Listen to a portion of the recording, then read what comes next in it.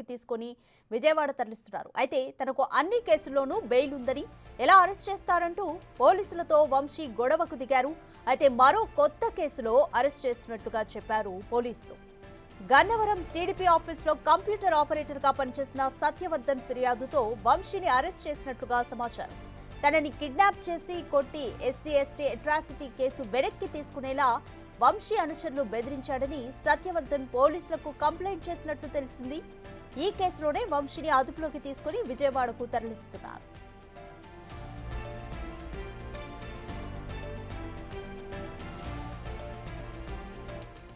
Gannavaram TDP కార్యాలయంపై దాడి కేసులో వంశీ సహా 88 మందిపై కేసు నమోదైంది. అయితే దాడి సమయంలో టీడీపీ ఆఫీసులో కంప్యూటర్ ఆపరేటర్ గా పనిచేస్తున్న సత్యవర్ధన్ ఫిర్యాదుతో ఎస్సీ/ఎస్టీ అట్రాసిటీ కేసు కూడా రిజిస్టర్ అయింది. అయితే హఠాత్తుగా ఫిర్యాదుదారుడు సత్యవర్ధన్ ఈ కేసుకు తనకు ఏ సంబంధం లేదని కోర్టులో అఫిడవిట్ ఇచ్చాడు. ఘటన జరిగినప్పుడు తాను లేనని, పోలీసులు బలవంతంగా సాక్షి సంతకం చేయమని చెప్పి చేయించుకున్నారంటూ కోర్టులో అఫిడవిట్ ఇచ్చారు. దీంతో పోలీసులు సత్యవర్ధన్ను ప్రశ్నించగా వంశీ అనుచరులు తనని కిడ్నాప్ చేసి బెదిరించినట్లుగా చెప్పాడు.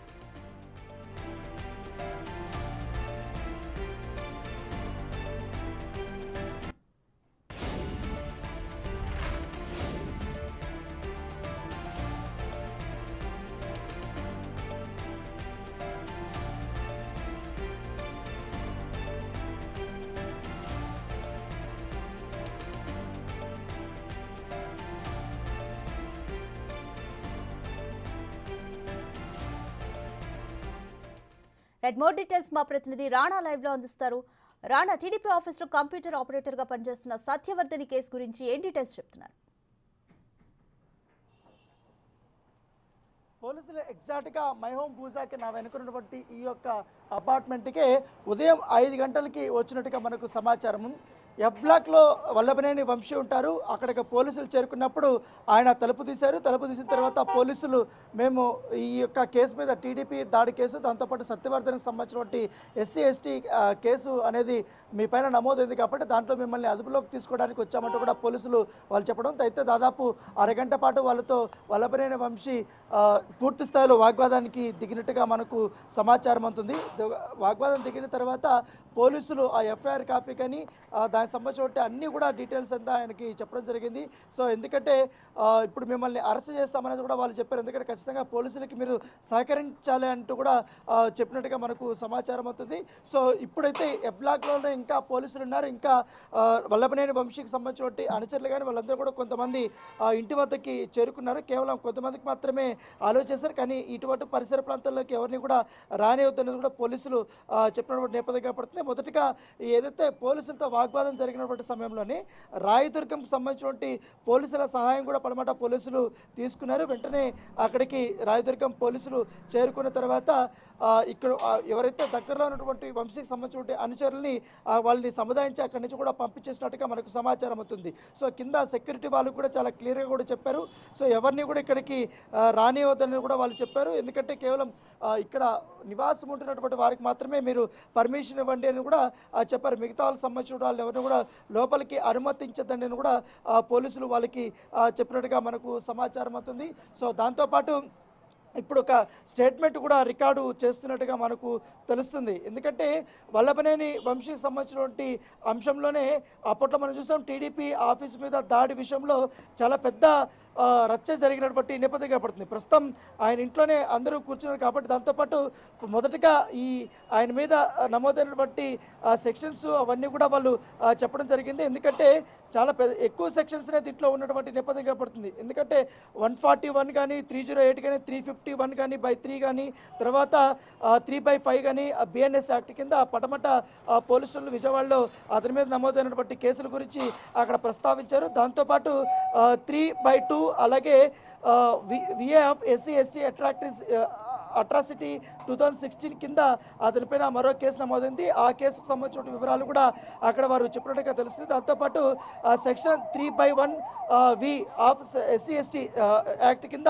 పటమట పోలీస్ స్టేషన్లో మరొక కేసు నమోదైనట్టుగా దాంట్లో చాలా క్లియర్గా వారు మెన్షన్ చేసినటువంటి నేపథ్యంగా పడుతుంది. నోటీసు ఇచ్చేటప్పుడు 47/1 బిఎన్ఎస్ యాక్ట్ కింద మీకు నోటీసు ఇస్తున్నామంటూ కూడా మొదట్లోనే వాళ్ళకు చెప్పారు. దాంతోపాటు మేము ఈ కేసుల్లోనే మిమ్మల్ని అరెస్ట్ చేస్తామని కూడా పోలీసులు అతనికి చెప్పినటువంటి నేపథ్యం అయితే కనపడుతుంది. సో అతను మాత్రం మొదటిగా పోలీసుల మీద కాస్త దురుసుగా మాట్లాడినప్పటికీ కానీ తర్వాత అతను కూర్చొని పోలీసులకి ఆయన సహకరిస్తానని కూడా చెప్పారు.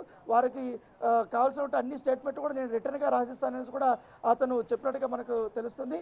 ఇప్పుడు ఆ కేసు సంబంధించినటువంటి రిటర్న్ అనేది అతని దగ్గర స్టేట్మెంట్ తీసుకుంటారు. ఆఫ్టర్ స్టేట్మెంట్ తర్వాత అతన్ని అఫీషియల్గా ఇక్కడి నుంచి అరెస్ట్ చేసి పటమట పోలీస్ స్టేషన్కి తీసుకెళ్ళబోతున్నట్టుగా మనకు సమాచారం అవుతుంది.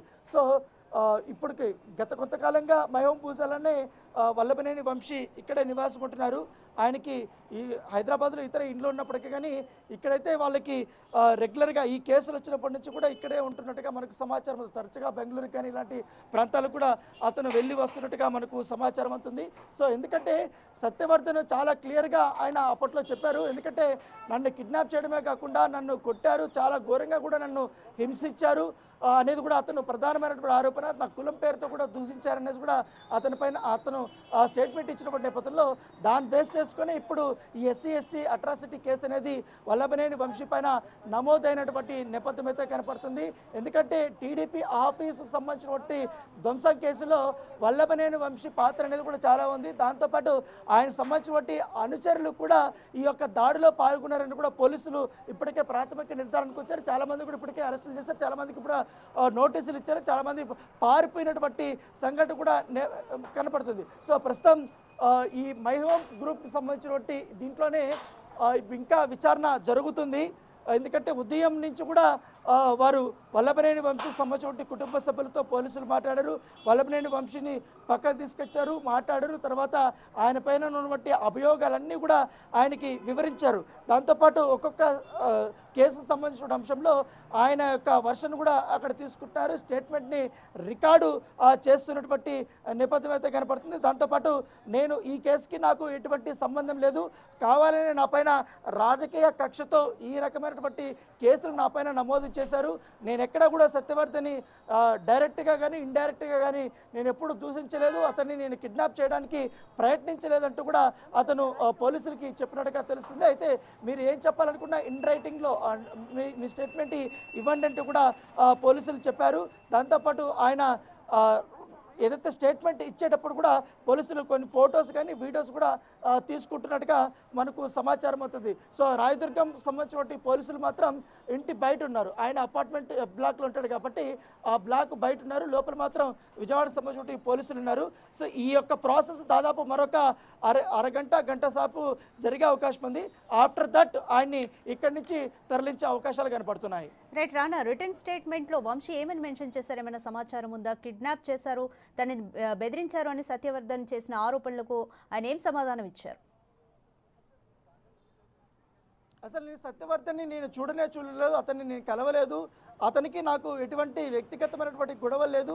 నేను ఎందుకు అతన్ని కిడ్నాప్ చేస్తాను, నేను ఎందుకు అతన్ని కొడతాను, నేను ఎందుకు అతన్ని దూషిస్తానంటూ కూడా తన వర్షన్ చెప్తున్నారు. ఒకవేళ వేరే వాళ్ళు ఎవరైనా చేస్తే ఆ కేసు నా మీద చెప్పారు, కావాలనే రాజకీయ కక్ష ధోరణిలోనే నా పైన ఈ రకమైనటువంటి కేసును నమోదు చేశారని కూడా ఆయన పదే పదే చెప్తున్నట్టుగా మనకు సమాచారం అవుతుంది. కానీ పోలీసులు మాత్రం దీనికి సంబంధించిన పూర్తి స్థాయి ఎవిడెన్స్లన్నీ కూడా మా దగ్గర ఉన్నాయంటూ కూడా వాళ్ళు చెప్పారు.